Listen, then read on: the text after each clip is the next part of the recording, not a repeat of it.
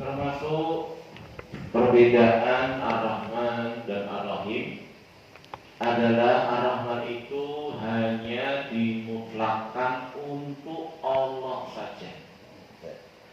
Ya, termasuk perbedaan Ar-Rahman dengan Ar-Rahim adalah Ar-Rahman itu hanya dimutlakkan untuk Allah saja. Enggak boleh makhluk itu nanti namanya Ar-Rahman atau diberi julukan Ar-Rahman, enggak boleh. Tapi kalau Ar-Rahim ini dia bukan hanya dimutlakkan untuk Allah, tapi untuk makhluk juga boleh. Mana dalilnya? Dalilnya dalam banyak ayat, ya Allah kadang menyatakan makhluk itu dengan Rahim, ya, tapi nggak pernah Allah menyatakan untuk makhluk itu Rahman. Ini sisi yang kedua. Ya, jadi perbedaan Ar-Rahman Ar-Rahim yang rojih, ya, yang pertama adalah Ar-Rahman itu ditinjau sebagai nama, sifat yang terus Allah bersifat dengannya sejak azali, ya, rahmat yang luas. Adapun Rahim itu berkaitan dengan perbuatan Allah memberi rahmatnya kepada orang kehendaki, mutaaddi, ya, seperti begitu. Kemudian yang kedua, dari pendapat yang rajih juga tentang perbedaan Ar-Rahman dengan Ar-Rahim, Ar-Rahman itu hanya dimutlakkan untuk Allah saja. Tapi Ar-Rahim ini boleh untuk Allah dan selain Allah. Hamba boleh dikatakan Ar-Rahim, tapi tidak boleh dikatakan Ar-Rahman. Mana dalilnya? Dalilnya dalam surat At-Taubah ayat yang terakhir, ayat 128, Allah mensifati Rasulnya. Laqad ja'akum rasulun min anfusikum, ya, laqad ja'akum rasulun min anfusikum. Sungguh telah datang seorang rasul dari kalangan kalian sendiri. Azizun alaihi ma anittum. Aziz ini bukan perkasa, ya. Aziz ini maknanya berat. Terasa berat bagi dia, bagi rasul ini, apa yang berat bagi umat. Di sini Allah mensifati rasulnya dengan sifat-sifat yang mulia, menunjukkan betapa besar kasih sayang kepada orang-orang yang beriman. Kasih sayang Rasul maksudnya, ya. Yang pertama Allah katakan Rasul yang telah datang kepada kalian ini azizun alaihi ma anittum. Terasa berat bagi dia apa yang berat bagi kalian umat Islam. Makanya Rasul itu kalau Allah beri pilihan, ya, Rasul itu kalau Allah beri pilihan, ya, beberapa pilihan untuk dia, untuk umatnya, pasti Rasul pilih yang paling gampang, yang paling mudah, selama tidak dosa. Itu sebab Rasulullah. Makanya agama ini gampang, agama ini mudah sebetulnya. Cuma kadang kita ini, ya, nyusah-nyusahkan diri sendiri. Itu tambah-tambahi. Puasa sunnah loh, udah capek gitu loh, puasa sunnah yang sunnah itu. Nambah-nambah puasa ngebleng, puasa ngerawat, puasa mutih. Kita mau sama-sama sunnah itu yang tawadih, yang ini, itu udah capek gitu, udah cukup itu, udah ringan, udah sebenarnya. Nambah-nambah sholat roboin, sholat apa lagi, sholat ini. Kita ini kadang berat-beratkan diri. Dan Rasul gak suka dengan orang itu kan berat-beratkan diri. Ada orang itu pernah Rasul lihat puasa, ya, tapi apa? Dia nggak mau berteduh, berjemur terik matahari. Ini aneh orang ini. Apa ini? Dikerumuni orang banyak. Ini Rasul, dia ini puasa tapi nggak mau berteduh, panas-panasan. Mungkin pengennya dapat pahala banyak, ya, kan besarnya pahala saya besarnya ujian. Ngawur ini kan. Rasul bilang perintahkan dia itu nggak mau ngomong. Jadi puasa nggak mau berteduh, nggak mau ngomong. Puasa dari ngomong. Ada tau puasa dari ngomong. Rasul marah, Rasul peringatin. Halakal mukallafun, celaka binasa orang sekarang berat-beratkan diri. Makanya Rasul itu di antara petunjuknya adalah ahabul a'mal ilallah adwamuha wa in qall. Amal yang Rasul cintai itu oleh Allah juga dicintai yang terus-menerusnya walaupun sedikit. Hendaknya kalian melihat apa yang kalian mampu dari amal itu yang kalian lazimi. Jangan membebani antum tidak mampu. Nanti antum bosan, jemu, akhirnya malah benci dengan agama ini. Ya. Baik, ini sifat Rasul yang disebutkan azizun alaihi ma anittum. Makanya banyak kita jumpa dalam hadis Rasul itu, Rasul mengatakan laula an asuqa ala ummati. Seandainya enggak beratkan umatku, niscaya aku akan perintahkan mereka demikian. Cuma Rasul enggak perintahkan. Perintah wajib maksudnya. Kenapa? Nanti khawatirnya diperintahkan wajib, dosa semuanya, susah semuanya. Itu banyak dalam hadis menunjukkan apa? Kebenaran apa yang Allah katakan di sini, bahwasanya Rasul yang datang kepada kalian itu benar-benar merasa berat bagi dia apa yang berat bagi umatnya. Makanya Rasul diberi pilihan oleh Allah tentang agama ini, mesti pilihannya yang paling gampang, yang paling mudah, selama tidak dosa. Antum kalau punya kedudukan, punya pangkat, punya jabatan, punya wewenang, jadilah orang yang suka memudahkan urusan. Jangan kalau bisa dipersulit, kenapa nggak dipersulit? Jadi orang Indonesia dikata subhanallah. Apa dia nggak takut nanti urusan dia dipersulit di akhirat sana oleh Allah?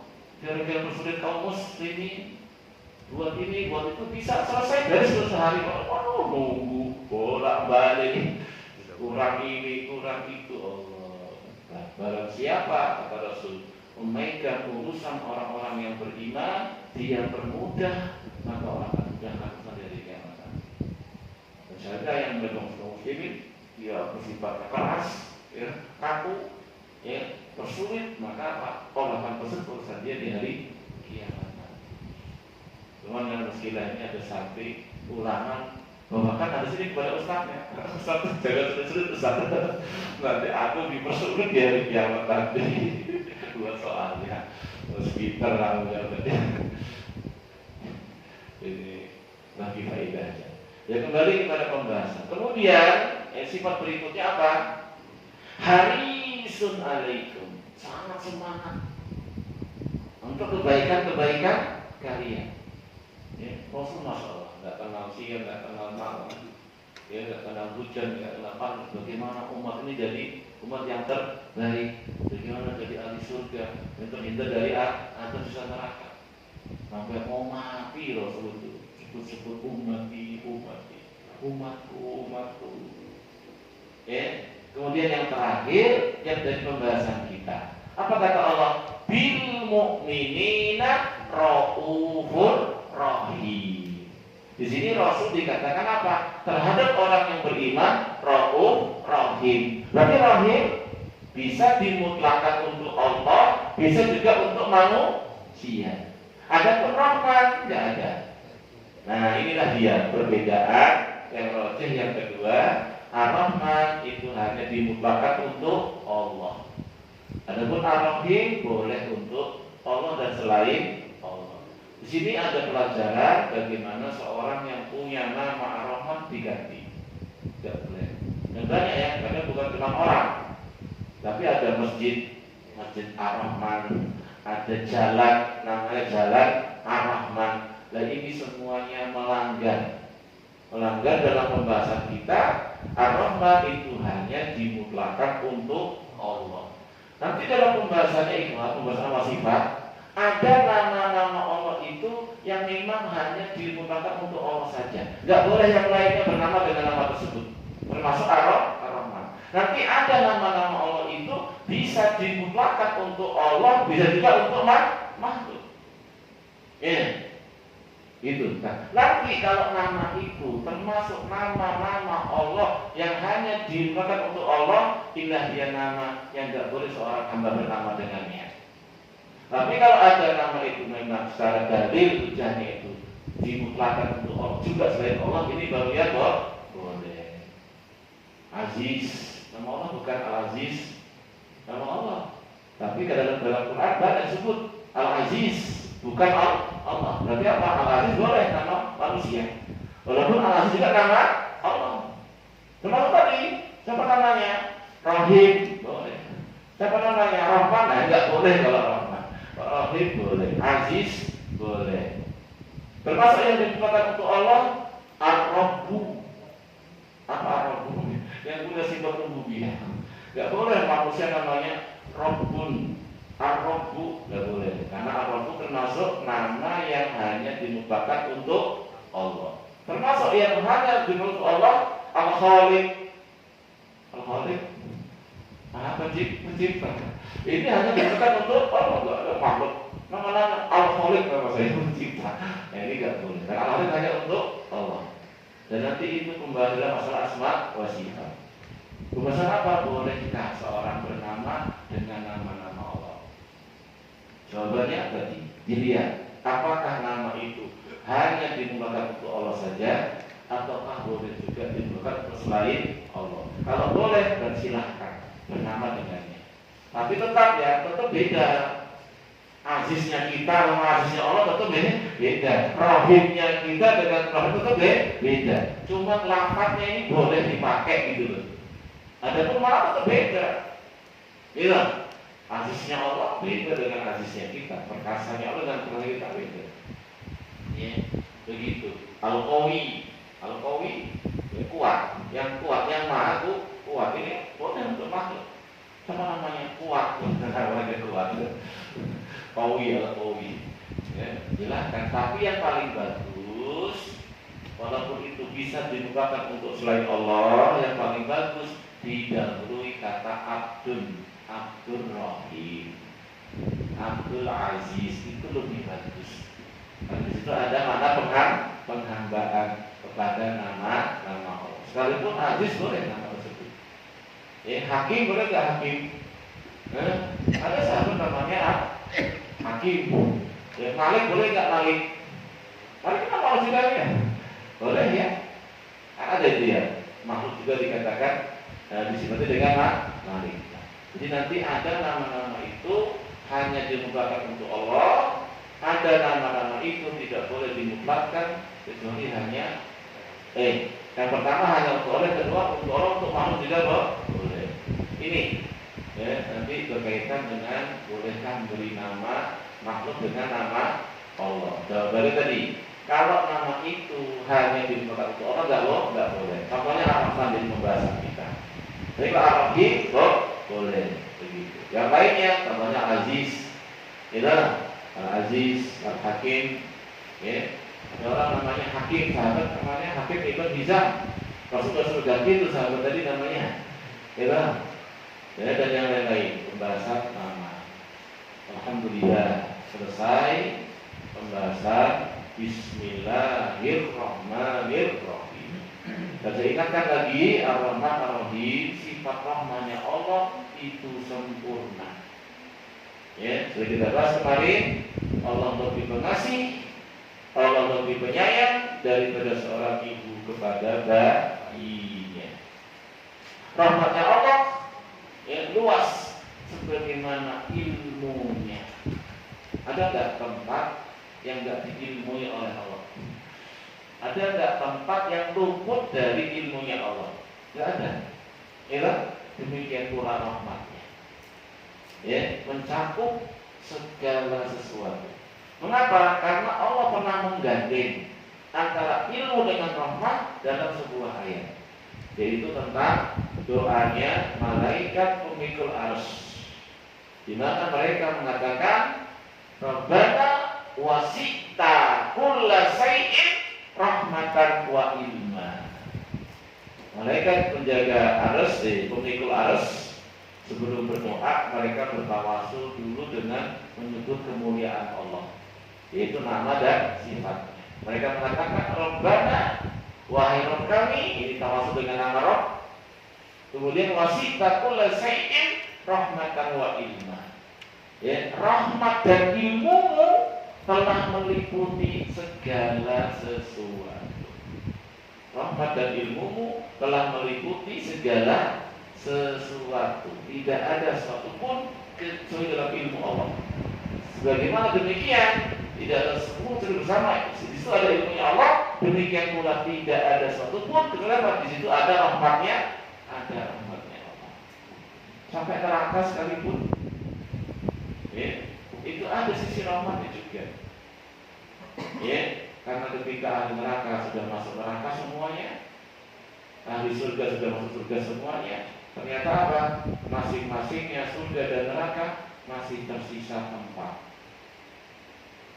Padahal Allah sudah berjanji kepada surga dan neraka akan memenuhi mereka seluruhnya. Makanya ada surat Qaf, ya, yauma naqulu li jahannama hal talati wa taqulu hal min mazid.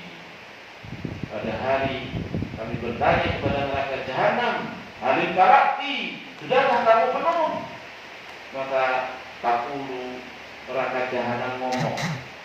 Ini kita imani ya, ini akidah. Bersama yang doib, neraka bisa ngomong. Apa kata neraka? Hal min mazid. Mana tambahannya? Terus begitu. Senantiasa neraka mengatakan hal min mazid, hal min mazid, hal min mazid. Allah masukkan ahli neraka, hal min mazid. Masukkan ahli neraka, hal min mazid. Mana tambahannya? Sampai akhirnya Allah letakkan kakinya di atas neraka. Yang zawi ba'duha ba'dun. Maka neraka tadi bertemu sisi-sisi. Ketika diinjak oleh Allah, bertemu sisi-sisi. Kemudian neraka mengatakan qaf. Ini namanya asmaul af'al. Isim bermakna fi'il. Qaf. Apa kata neraka? Apa kata neraka? Cukup gitu. Tapi ketika surga sudah dimasukkan semua di surga, masih ada tempat yang tersisa. Allah ciptakan makhluk yang baru, ya, langsung dimasukkan ke surga. Ya, ini menunjukkan rahmatnya Allah telah mengalahkan murkanya. Ya, rahmatnya Allah telah mengalahkan murkanya. Kita loh berbuat kebaikan, amal soleh sedikit, kalau lipat gandakan pahala. Kita berbuat kesalahan, pelanggaran dosa, Allah balas, Allah hukum sesuai dengan dosanya. Bahkan sudah banyak Allah maafkan dosa-dosa dan kesalahan kita. Maka ini rahmat Allah telah mengalahkan murka. Ya, ini masalah muslimin yang bisa kita bahas dalam pertemuan kali ini. Ya, insya Allah pertemuan akan datang membahas tafsir. Kita mulai masuki Alhamdulillahi Rabbil Alamin. Apa makna ucapan kita, penjelasan tafsir ucapan kita ketika membaca surat Al-Fatihah sampai ayat Alhamdulillahi Rabbil Alamin. Insyaallah itu yang akan menjadi materi kita dalam pertemuan yang akan datang pada pembahasan tafsir. Nah, kita akan selang-seling ya, iman, tauhid, akidah, dan tafsir. Ya, semoga Allah Subhanahu Wa Taala terus memberikan taufiknya, hidayahnya kepada kita seluruhnya, ya, dan menjadikan kita hamba Allah yang berbaik sangka kepada Allah. Terus semangat ya dalam kebaikan, penuh harap, yakin dengan janji Allah, sehingga kita dimudahkan dalam amal-amal soleh dan tidak dimatikan kecuali dalam keadaan beriman dan beramal soleh tersebut. Husnul khotimah. Wallahu a'lam bishawab. Ya, lebih dan kurangnya saya mohon maaf. Itu yang bisa disampaikan. Subhanallahumma wa bihamdika asyhadu an la ilaha illa anta astaghfiruka wa atubu ilaik. Wa akhiru da'wana alhamdulillahi rabbil alamin. Wassalamualaikum warahmatullahi wabarakatuh.